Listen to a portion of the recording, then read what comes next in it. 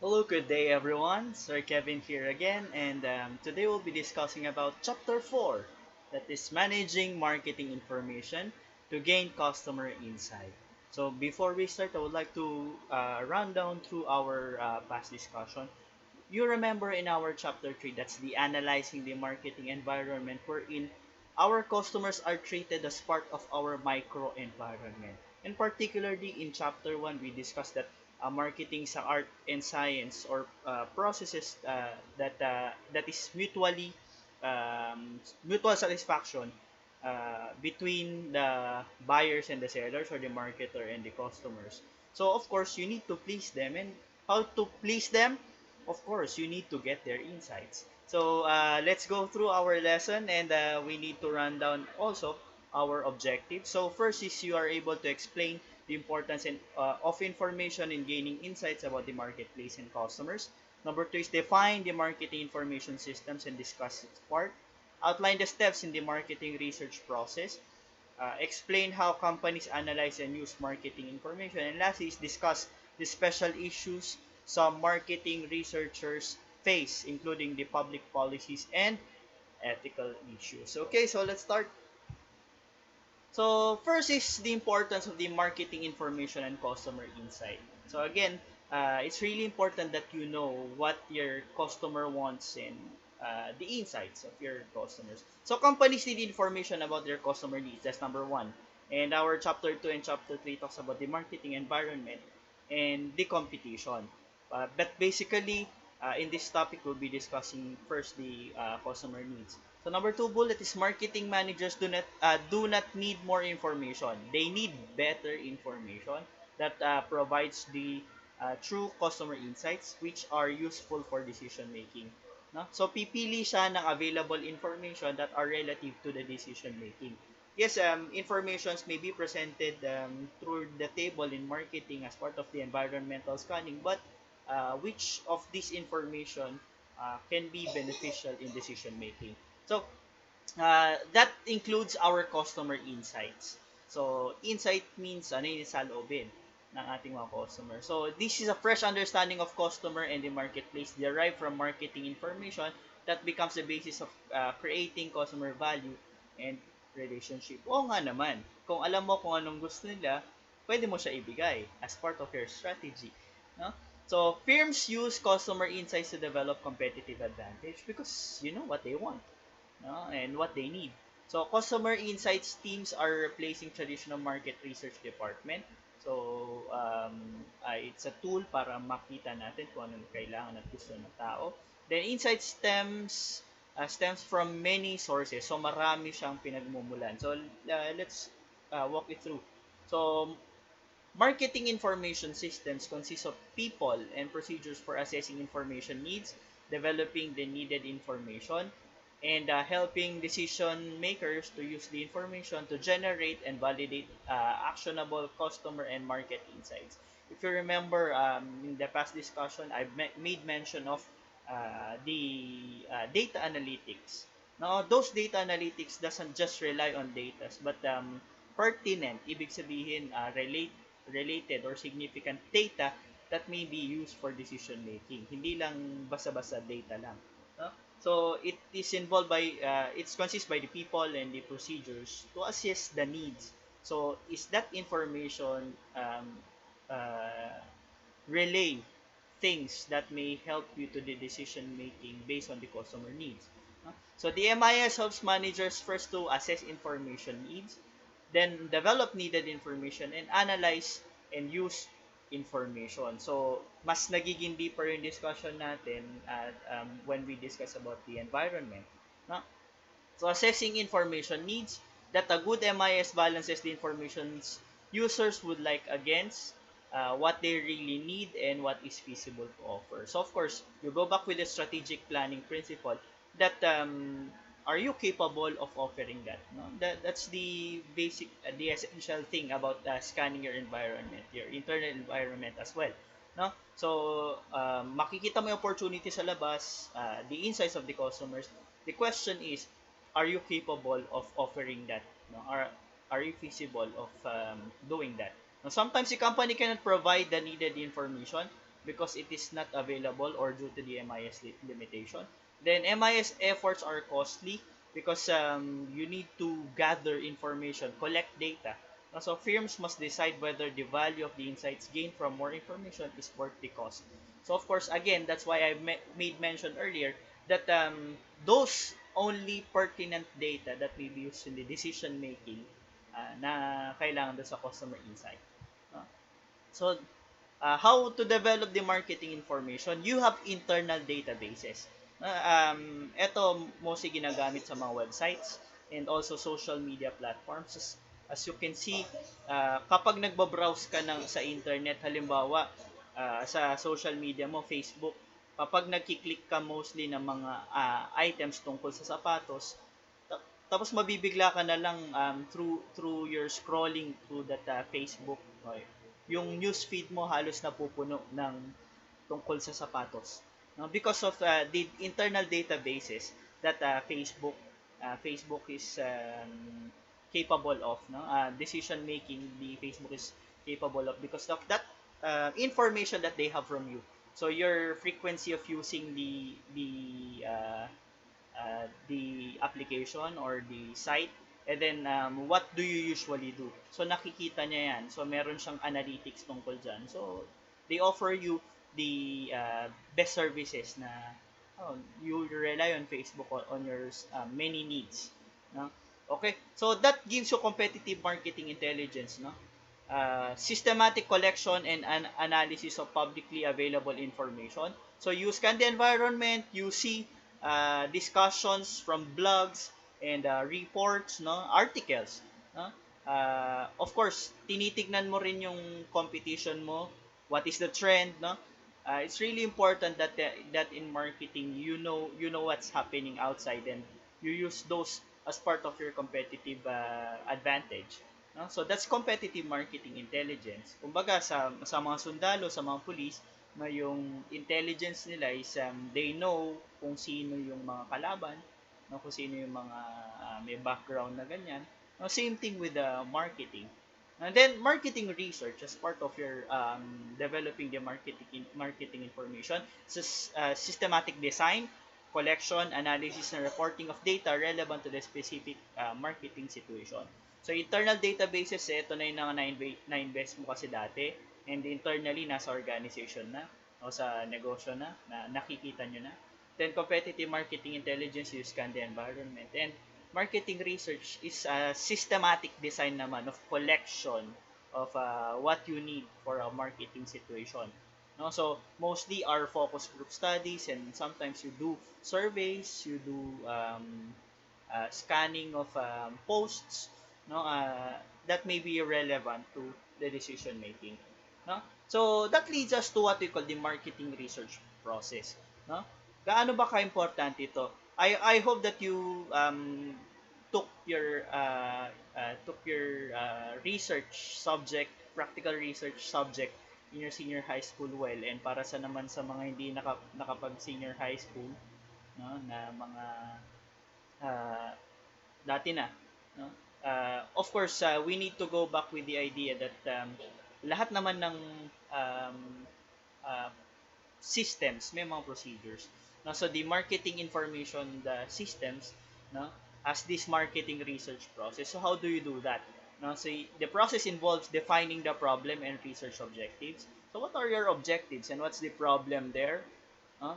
So developing the research plan for collecting information, implementing the research plan, collecting the analyzing data, interpreting and reporting the findings. So how was it? Now, so you define the problem and research objectives at sometimes of course bumababa yung sales halimbawa. So what's the reason? So hanapin mo 'yon. No? That's part of your objectives. That's the reason. And then after that, you develop a research. How can you do that? Bakit bumababa yung sales? No, develop research plan. So how about interviewing customers, so yung mga long term na bakit anong tingin nila sa brand, ano yung nangyari sa product, no, pwede, no? And then implement that plan and collect that and interpret what's the result. So for you to be able to get better decision making. So if you remember, I am always telling this to my videos and actual live sessions that ang matalinong desisyon ay mula sa tama at tamang impormasyon. So, coming from the information provided by the market and the insights of the customers, you're able to do better decision making. No? Okay, so that define the problem, and when you define problems, we have different types of research, no? Depende sa klase ng objectives mo. So there's exploratory research in marketing. That's gathering preliminary information that will help to define the problem, suggest the hypothesis. That is what I am illustrating about earlier. That if your problem is bumababa yung sales, that's exploratory research. No? The descriptive research is generating information to better describe marketing problems and situations of the market. O, if this phenomena is happening, let's say, bakit tumataas yung sales ng ganitong product, no? That's a descriptive research. So you're able to bumababa yung sales ng ganitong product. So it's generating information to better describe the marketing problem situations. So kanina is you are able to know the problem. Ngayon naman sa descriptive is you're digging deeper to the problem. You better describe what is happening. Yes, there's a decline, but what causes the decline? And also, you're able to see the situation. And causal research talks about the testing hypothesis about the cause and effect relationship. So, let's say if you implement this strategy, what will happen? That is causal research. No? So, cause and effects. So, developing the research plan requires determining the exact information needed, developing a plan for gathering it efficiently, and presenting the written plan to management. Of course, there should be purposes for doing that, and you're able to make better presentation and better decision making. And that's why it's a good written plan presented to the management that according to the study, ganyan. So the research plan outlines the following. So sources of existing data, saan nanggaling yung data na yan. Specific research approaches, what approach have you used. And then the contact methods, how did you implement that. How do you sample that, and the instrument for data collection. What's the tool for that data collection. So when you develop a research plan, objectives and features related into the specific information needs, it's very very detailed, no? Para makita mo nga yung specific needs. So information needs might be included detailed customer characteristics, usage pattern, retailer reactions, sales forecast, and other information. Then the research plan should be presented in a written proposal. No? So, kailangan dino-document mo siya na maayos. No? The research plan may outline need for secondary data and primary data. So, paano nagkakaiba yung secondary data? So, please remember these tools, no, that there are primary and secondary data that may help you to make better decision making. No? So, what is a secondary data? Mauna na tayo dito. So, secondary data is the information that already exists somewhere which has been collected for another purpose. No? So, halimbawa, you're deciding, you're doing the pricing. No? So, nakakita ka ng article sa internet. No? According to studies, no, people with this economic status, ganito lang yung behavior ng pagbili nila, and mostly ganito yung range ng patterns nila. So, you're doing a separate study, and medyo related siya dun sa strategy or pricing strategy mo. You can see how they react. So hindi mo na kailangan mag-causal, no, na cause and effect or yung trial and error. But at least sabi nga, experience is the best teacher, sabi nila, no? So kailangan mo muna ma-experience muna, makita muna. But at sometimes, no, experience of others may be a good teacher as well. No, nangyari na to sa iba, ito yung nangyari, that same target market pero ibang product. So paano nag-react yung market sa kanila? That's a secondary data. Okay. For this also, meron din tayong internal databases. no? Ah, na nakolekta, no, na iba yung purpose nila. So ginamit mo lang ulit, no? Sa ibang purposes. So also commercial data services, surveys mula sa internet, mga studies sa internet, and even government sources, particularly your Philippine Statistics Authority na nagbibigay ng mga data about this group of people, segmentation of people. Uh, Secondary data advantage is available more quickly and the lower cost than primary data, because they are again already available, and you just need to research and analyze whether they are pertinent to your studies or not. Can lead to information that an individual could not gather itself. Kasi nga, it's costly as well because kailangan mo pa bang i-study yan sa buong market. So, you'll be doing separate survey, no? You'll be doing different separate the study with the same number of people. So it's costly, it's time consuming, and even in your research subject, nabanggit naman yan. No? Then disadvantage, this hard information may not exist as secondary data. Yun nga lang, since it's a secondary data, may not, no? Your information may not relate to directly to what you need. So you need more study or analysis para magamit mo siya. So depende sa purpose. So secondary data must be carefully evaluated for relevancy, yun nga sinasabi ko, accuracy, currency and impartiality, para naman maging kumbaga kahit na gumamit ka ng secondary data, it should be, no, perfectly fitted or tailor fit pa rin dun sa study mo. That will make you that will help you to decide better. So what's the primary data naman? So secondary data rarely provides all the necessary information, forcing firms to collect primary data. So how does that happen? No? Whenever there are no available secondary data, especially the internet, doon na halos tayo nagre-rely ngayon, no? And even publications, no? There's primary data wherein you get to collect specific data that are really ang objective niya ay para sa company o dun sa objectives, specific purpose ng company. So primary data consists of information collected for specific purpose at hand. No? So directly yun yung hinahanap niya. No? So primary data must be relevant, accurate, and current, and unbiased. No? So syempre directly tinatanong mo na yung tao, tinatanong mo na yung kung sino yung mga respondents mo. So of course you get the most specific data available, no? So designing a primary data collection plan involves making decisions related to your research approach, that's observation and survey or experiment. And then the contact methods, ito pag-iisipan nyo to, no?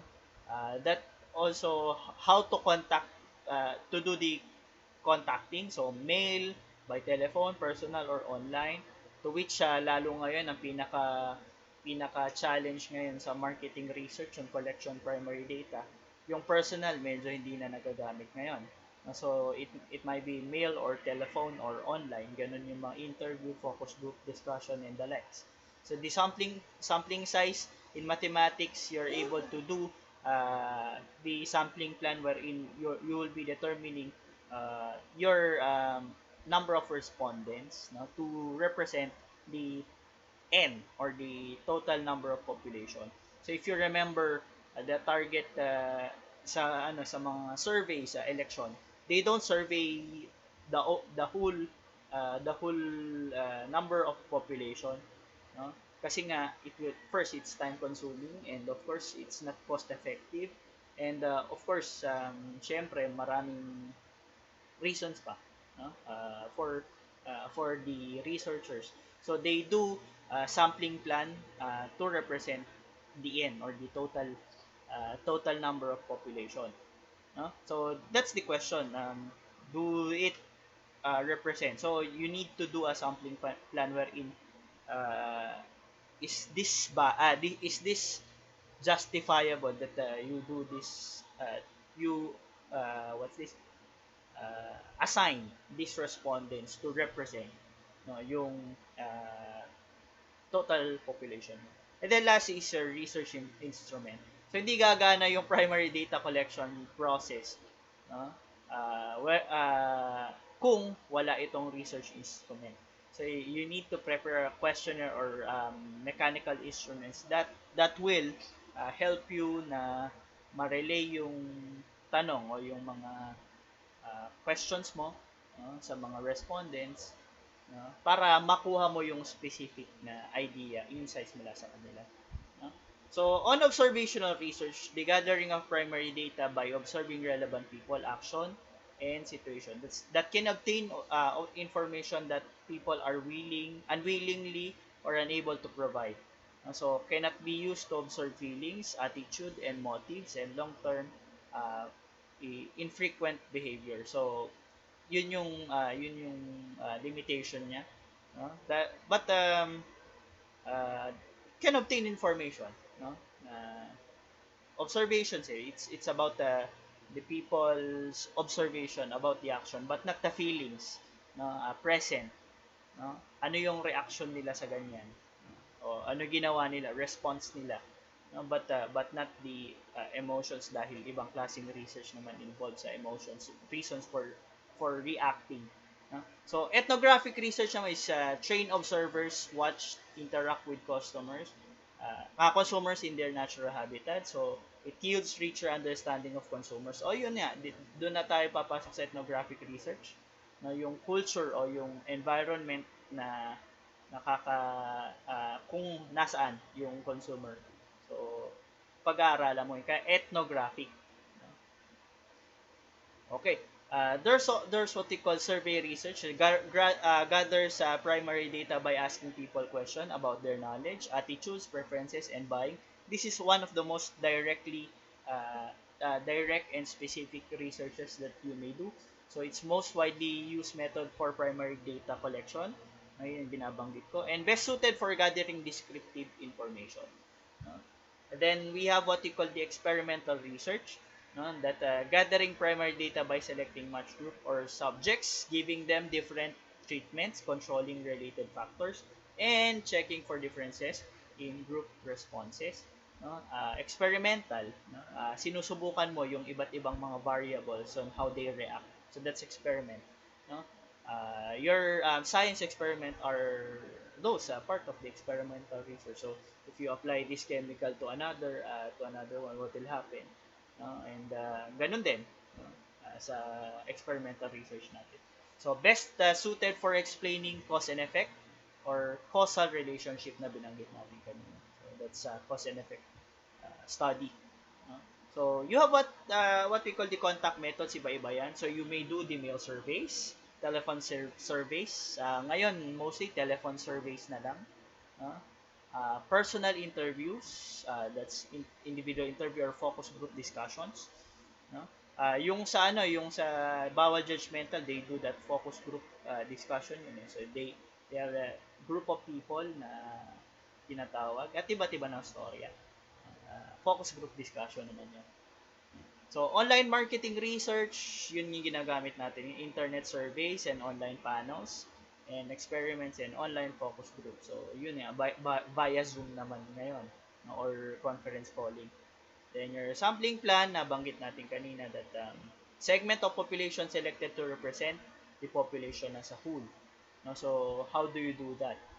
Sampling requires 3 decisions. So, sino ang isa-survey? And then, gaano kadami sa survey? And, paano mo pipiliin yung isa-survey? No? So, that will lead you to reliability, accuracy, and justification on just research study or study of the market. So, yun nga, probability and non-probability of samples. And your research instruments are tinatanong mo dito when you do questionnaire, sino yung tatanungin mo? Of course, tamang tool para sa exact na tao. So, form of each question, so close-ended or open-ended. No? And then, wording and ordering are also important. No?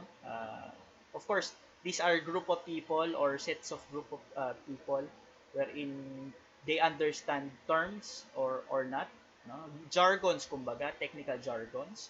So if you're talking about, let's say, basketball players, basketball enthusiasts, so there are specific wordings that they understand. So if not, if it is general, your wording should be general as well, no? Para maintindihan ng lahat. So, of course, the ordering, paano yung pagkasunod-sunod ng mga questions mo para mag-lead ka sa better understanding of your research.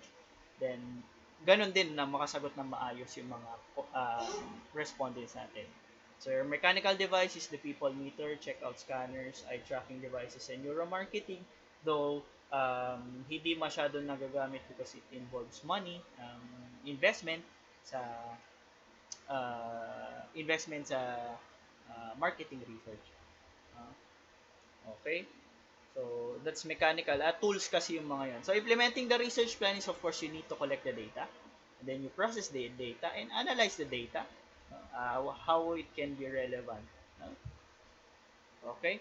So, then when you interpret and report the findings, interpret the findings, draw conclusion, and report to the management, and para dun sa corporate strategy, makagawa sila ng mga marketing strategy that can address problems and create opportunities out of those researches. Okay?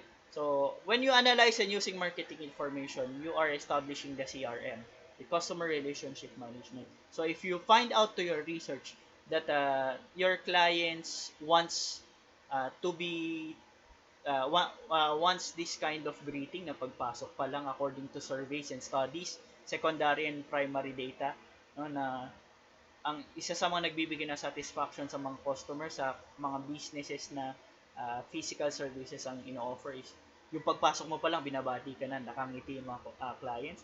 So, nakangiti yung mga employees. So, you apply that as part of the customer relationship management. So, it's managing detailed information about the individual customers and carefully managing customers' touch point in order to maximize customer loyalty. So, you analyze them. So, particularly Facebook is doing the right CRM because individualize yung pagbibigay ng strategy niya at pagbibigay ng satisfaction sa bawat mga clients niya na merong social media account. So, many companies utilize CRM, captures customer information for all sources, analyzes it in depth, and applies the results to build customer stronger relationship. And companies look for each customer's touch point, and CRM analysts develop data warehouses. So that's not just on the development of the product, but also on how can you get their satisfaction. No? Hindi lang sa strategies sa paggawa ng product, sa paggawa ng prices, also on developing the stronger customer relationship.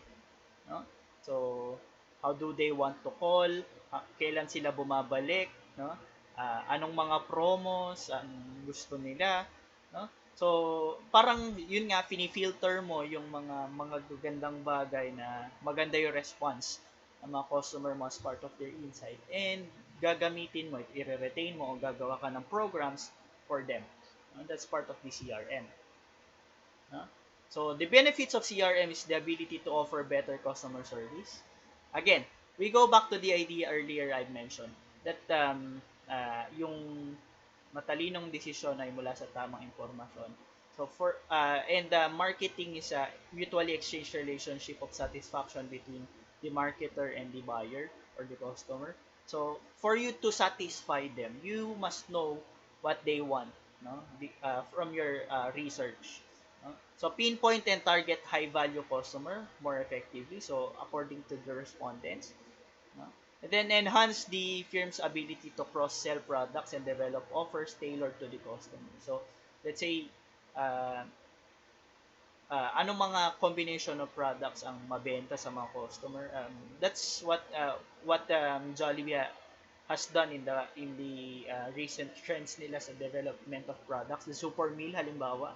So they see that customers like those combination of products. They offer purchase products na sama-sama yung mga ganun. So they develop customer combo products na fitted dun sa klase ng taong bumibili. So na-enhance yung customer relationship. Oh, I can eat all of this, and that to cross-sell products and develop that tailor fit product offers to the customer. And distributing the use and using the marketing information. Again, the marketing information is used for the decision making. So marketing information or the MIS systems must make information readily available for decision making. So it's routine information for decision making, and there are also non-routine information for special situations. So routine information is how can you see the changes through time. That's routine information. May nagbabago ba kung yung mga cycles natin? O for special reasons, non-routine information, halimbawa may unexpected nangyari tulad nitong COVID. So you do non-routine information research for special situations. So there are intranets and extranets facilitate the information sharing process. No? So you need to consider as well the small business and non-profit organization can also benefit from marketing research insight. No? International marketing research growing but presents unique challenges, and because secondary data are always available, you can always scan the environment, and then misuse of marketing research can harm consumers. Public policy and ethics in marketing research is concerned with intrusion on consumer privacy and misuse of research findings. Of course, you need to use them appropriately, to sa tamang purpose mo. No? Okay, that's it, ladies and gentlemen. I hope that you've enjoyed our discussion this day. And see you on to the next one. That's our chapter 4 discussion about the um, gaining the consumer insight. Thank you very much, and God bless.